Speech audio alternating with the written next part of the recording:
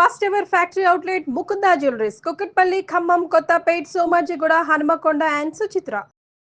నమస్కారం, సుమన్ టీవీకి స్వాగతం. ముందుగా సుమన్ టీవీ ప్రేక్షకులకు శ్రీ విశ్వావసునామ ఉగాది శుభాకాంక్షలు.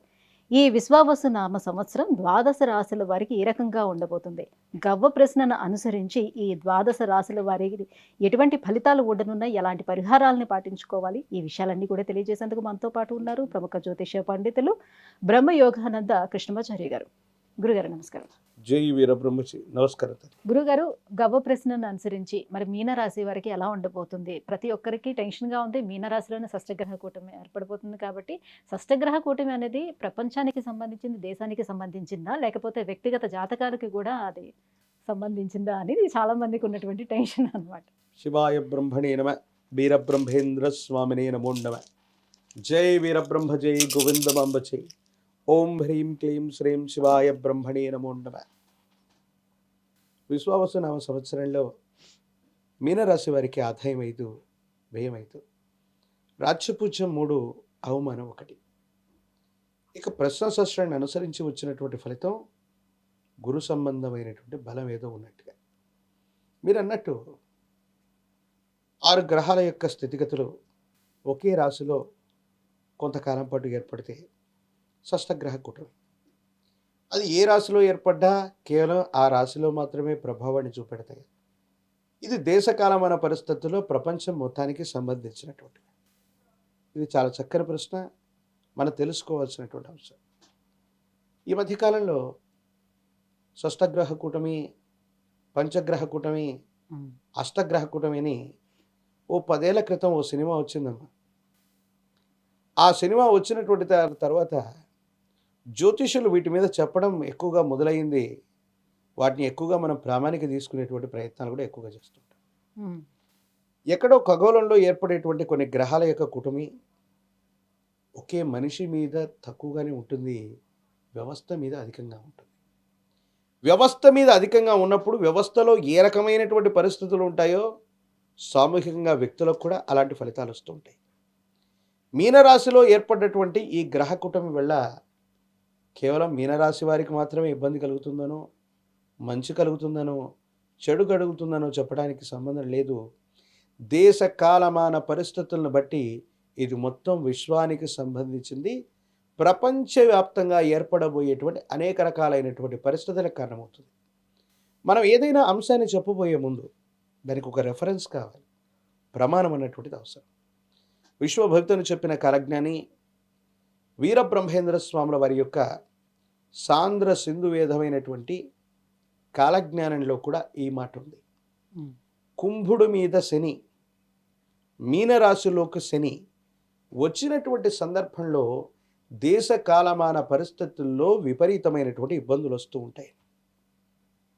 అందుకే స్వామివారికి సంబంధించినటువంటి కాలజ్ఞానంలో ప్రభవ పార్థివ మధ్యే రక్తపాతవు రణరంగ భూమౌ బీభత్సః ప్రపంచ స్థితి అనుకుంటూ ఒక శ్లోకం ఉంటుంది.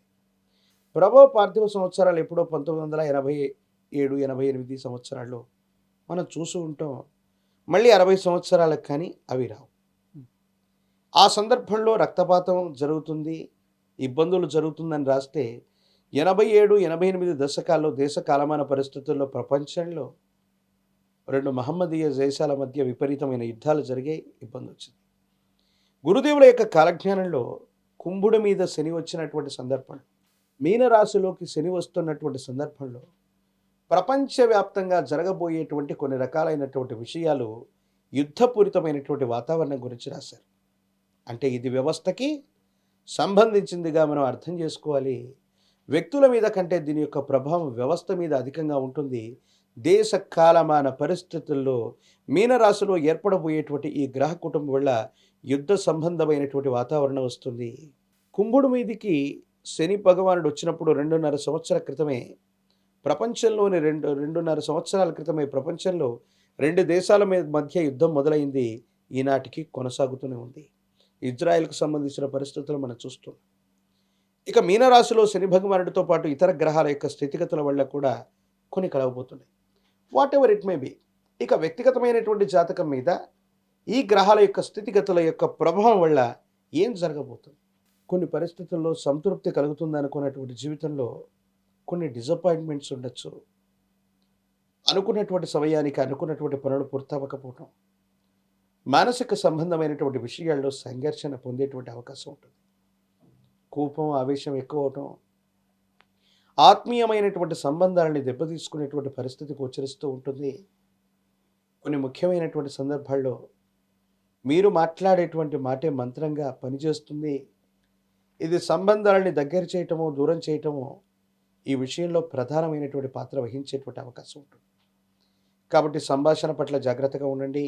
భార్యాభర్తలు కుటుంబ వ్యవస్థకు సంబంధించిన స్థితిగతుల్ని జాగరూకతతో ఉండేటువంటి ప్రయత్నం చేయండి. పరిస్థితులు సానుకూలవంతంగా ఉండేటువంటి అవకాశం ఉంది. సంతానపరమైనటువంటి స్థితిగతులు బాగున్నాయి. ఆర్థికపరమైనటువంటి అంశాల్లో ధనం వస్తుంది, కానీ అన్యాయకరమైనటువంటి పరిస్థితుల్లో ఖర్చు అయిపోయేటువంటి అవకాశం ఉంది. కానీ కొన్ని సందర్భాల్లో మాత్రం ఈ వృత్తి ఉద్యోగ సంబంధమైనటువంటి స్థితిగతుల్లో ఎంతో కాలంగా ఉద్యోగం రాకో, ఉద్యోగంలో స్థిరత్వం లేకో, పదోన్నతి లేనటువంటి వాళ్ళకి మాత్రం తప్పనిసరిగా అనుకూలవంతమయ్యే అవకాశం ఉంది. న్యాయ సంబంధమైనటువంటి విషయాలు అనుకూలంగా పరిష్కారం అవుతూ ఉంటాయి. పిల్లల యొక్క భవిష్యత్తు బాగుంటుంది. కొన్ని సందర్భాల్లో ఎక్కడైతే ఇబ్బందులు పడ్డామో అక్కడే మంచి పేరు తీసుకొచ్చేటువంటి స్థితిగతులు కూడా కనబడుతూ ఉంటాయి. తీవ్రమైనటువంటి శారీరకమైనటువంటి శ్రమ, నిద్రాహారాలు లేకపోవటం, దూర ప్రాంత ప్రయాణాలు అధికమవటం, ఈ విషయాల పట్ల జాగ్రత్తగా ఉండటం చెప్పదగినటువంటి సూచన. ఎముకలు, కండరాలు, పూర్వాంగాలు మరియు చర్మాంగాలకు సంబంధించినటువంటి ఆరోగ్యపరమైనటువంటి అంశాల పట్ల తస్మాత్ జాగ్రత్తగా ఉండటం చెప్పదగినటువంటి సూచన. మీనరాశి వారికి మిశ్రమైనటువంటి ఫలితాలు ఉన్నప్పటికీ కూడా భగవత్ సంబంధమైనటువంటి అనుగ్రహం వల్ల యోగదాయకమైన ఫలితాలు అధికంగా ఉన్నాయి. వాటిని సవ్యంగా మనం ఉపయోగించుకోగలిగితే ఆకస్మికమైనటువంటి అవకాశాలు కూడా మీ వైపుగా వస్తాయి. సానుకూలవంతమయ్యేటువంటి స్థితిగతులు తప్పకుండా గోచరిస్తున్నాయి. ఎలాంటి పరిహారాలను పాటించుకోవాలి మీనరాశి వాళ్ళు? ఆర్థికపరమైనటువంటి అంశాల్లో ఆదాయ వ్యయాలు సమానంగా ఉన్నటువంటి పరిస్థితి. దేవగురు అయినటువంటి బృహస్పతికి సంబంధించినటువంటి స్థితిగతి మాత్రమే అనుకూలవంతంగా ఉంది. రుణాలు పెరుగుతున్నటువంటి సందర్భం ఉంటుందో, అంగారకుడికి సంబంధించినటువంటి అంగారక వారంగా పిలవలేటువంటి మంగళవారం పూట నియమనిష్టలతో కూడిన జీవన విధానం అనుకూలవంతమైనటువంటి స్థితిగతులకి కారణమవుతుంది. ఈ రాశి జాతకులు ఈ సంవత్సర కాలంలో అవకాశం ఉన్నట్టయితే కనీసం 9 అంగుళాల ప్రమాణం ఉన్నటువంటి ఒక నాగశిలను ప్రతిష్ఠ చేస్తే, 9 అంగుళాల మొదలుకొని అది ఎంత పెద్దదైనప్పటికీ కూడా ఒక నాగశిలను ప్రతిష్ఠ చేసిన యుగదాయకమవుతుంది. సుబ్రహ్మణ్యేశ్వర స్వరూపాన్ని పూజించటం, ఓం స్కంధాయ నమః, కుమార గురవే నమః లేదా సుబ్రహ్మణ్యేశ్వర స్వామి వారి యొక్క అష్టోత్తరం చేత ఎర్ర మందార పుష్పాలు లేదా ఎర్ర గన్నేరు పుష్పాలతో మంగళవారం పూట సుబ్రహ్మణ్యేశ్వరుని పూజించటం వల్ల ఆర్థికపరమైనటువంటి అంశాల్లో ఏర్పడుతున్నటువంటి ఇబ్బందులు తొలగిపోయి భవిష్యత్ అంతా కూడా చక్కగా ఉండేటువంటి అవకాశం ఉంది. మహాకాల భైరవ రక్షణ మెళ్ళలో ధరించటం వల్ల నరఘోష, నరదిష్టి, నరపీడలు కూడా సమూహంగా వెళ్ళిపోయి భగవంతుడి యొక్క అనుగ్రహంతో సానుకూలవంతమైనటువంటి స్థితిగతుల్లో తప్పకుండా జీవితం ఉండేటువంటి అవకాశం కనపడుతుంది. విద్య, ఉద్యోగం, వివాహం, విదేశీయానం, ఆరోగ్యం, ఐశ్వర్యం, సంతానం వీటన్నిటికి సంబంధించి సమస్య ఏదైనా కూడా పరిష్కారం కోసం కింద స్క్రోల్ అవుతున్నటువంటి నెంబర్కి కాల్ చేసి గురుగారు అపాయింట్మెంట్ పొందవచ్చు. గురుగారు, ద్వాదశ రాశుల్లో చివరిదైనటువంటి మీనరాశికి ఈ సంవత్సరం ఏ రకంగా ఉండబోతుందన్న విషయాన్ని తెలియజేసినందుకు ధన్యవాదాలు. జై వీరబ్రహ్మ, జై గోవింద బాబాజీ.